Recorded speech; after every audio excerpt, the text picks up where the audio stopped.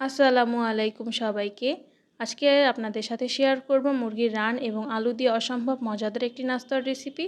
এই জন্য এখানে আমি নিয়েছি 6টা মুরগির রান অর্থাৎ 12 পিস রান। রানগুলোকে খুব ভালোভাবে পরিষ্কার পানি দিয়ে ধুয়ে একটা পাত্রের মধ্যে দিয়ে দিব এবং এর মধ্যে দিয়ে দিব পর্যাপ্ত পরিমাণ পানি, যেন রানগুলো সব ভালোভাবে পানির মধ্যে ডুবে যাইতে পারে, ঠিক এই রকম পরিমাণ। এবার এর মধ্যে দিয়ে দিলাম আধা চামচ পরিমাণ গোলমরিচ গুঁড়ো, 3 চিমটি পরিমাণ এলাচি গুঁড়ো এবং এর সাথে আরও দিয়ে দিলাম আধা চামচ পরিমাণ আদা রসুন বাটা। এবার খুব ভালোভাবে একটুখানি মিশিয়ে দিব আর এর মধ্যে দিয়ে দিলাম আধা চামচ পরিমাণ লবণ। আপনারা চাইলে এই অবস্থায় লবণ নাও দিতে পারেন, কিন্তু এই অবস্থায় লবণ দিলে মাংসর টেস্ট অনেকটাই বেড়ে যায়। তো এরপর দিয়ে দিলাম 3 চামচ পরিমাণ সয়াবিন তেল। এবার খুব ভালোভাবে এটাকে বলক চলে আসা পর্যন্ত অপেক্ষা করব, যতক্ষণ না পর্যন্ত গোস্তগুলো ভিতর থেকে খুব ভালোভাবে সেদ্ধ হয়ে যায়। সেদ্ধ হয়ে গেলে ঠান্ডা হয়ে যাওয়ার পর এবার খুব ভালোভাবে প্রত্যেকটা রানের থেকে গোস্তগুলোকে খুব ভালোভাবে ছুটিয়ে নিতে হবে। খুব ভালোভাবে হাড্ডি থেকে মাংসগুলোকে আলাদা করে নিয়েছি আর প্রত্যেকটা হাড্ডিকে আমি আলাদা করে রেখে দিয়েছি, হাড্ডিগুলো ফেলা যাবে না।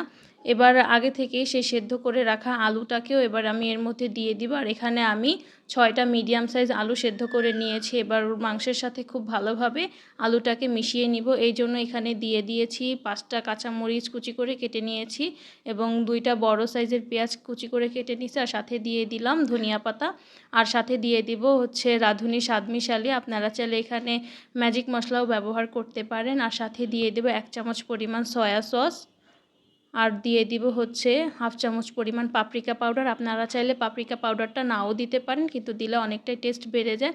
আর সাথে দিয়ে দিব 2 চামচ পরিমাণ টমেটো কেচাপ আর সাথে দিয়ে দিলাম স্বাদ মতন লবণ। এবার খুব ভালোভাবে সমস্ত উপকরণগুলোকে খুব ভালোভাবে হাত দিয়ে মধ্যে শক্তভাবে মিশিয়ে নিতে হবে, অনেকটা ভর্তার মতন হয়ে যাবে। যখন দেখবেন এরকম হয়ে গেছে ঠিক সেই পর্যায়ে একটা করে হাড্ডি নেবেন এবং এক মুঠো করে সেই আলু আর মাংসের মিশ্রণটাকে হাতে তুলে নেবেন। এবার খুব ভালোভাবে হাতের তালুর উপরে রেখে হালকা একটু চাপ দিলেই পাতলা করে তারপর হচ্ছে মুরগির সেই হাড্ডিটাকে দিয়ে আবার খুব ভালোভাবে চেপে চেপে অনেকটা লেগ পিসের শেপ দিয়ে নিব। অনেকে এটাকে চিকেন ড্রামস্টিকও বলে থাকে, আবার অনেকে এটাকে চিকেন ললিপপও বলে থাকে।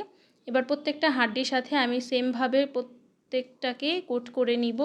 আপনারা একটু খেয়াল করলেই বুঝতে পারবেন আমি কিভাবে হাড্ডির সাথে এই আলু আর হচ্ছে চিকেনের মিশ্রণটাকে মিশিয়ে নিতেছিলাম। তো এইভাবে করে সবগুলোকে আমি কমপ্লিট করে নিয়েছি। একটু টাইম নিয়ে আস্তে আস্তে করে করলেই হয়ে যাবে, বেশি জোরে প্রেস করতে যাবে না, তাহলে চিকেন ড্রামস্টিকগুলো ভেঙে যাইতে পারে।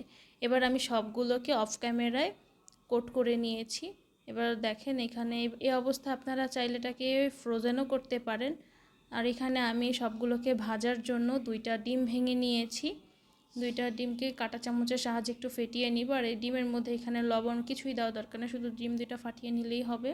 চিকেন ড্রামস্টিকগুলো ভাজার জন্য এখানে আমি আটা নিয়েছি। এবার প্রথম কোটিংটা হচ্ছে আটার মধ্যে দিয়ে একটু গড়িয়ে নিব, এরপর এটাকে দিয়ে দিব ডিমের মিশ্রণের মধ্যে। ডিমের মধ্যে খুব ভালোভাবে একটু গড়িয়ে নিয়ে এটাকে আমি দিয়ে দিব টোস্ট বিস্কিটের গুঁড়ার মধ্যে। আর এখানে আমি 10টা টোস্ট বিস্কিট খুব ভালোভাবে ব্লেন্ডারে দিয়ে গুঁড়ো করে নিয়েছি। আপনারা চাইলে এখানে ব্রেড ক্রামও ব্যবহার করতে পারেন।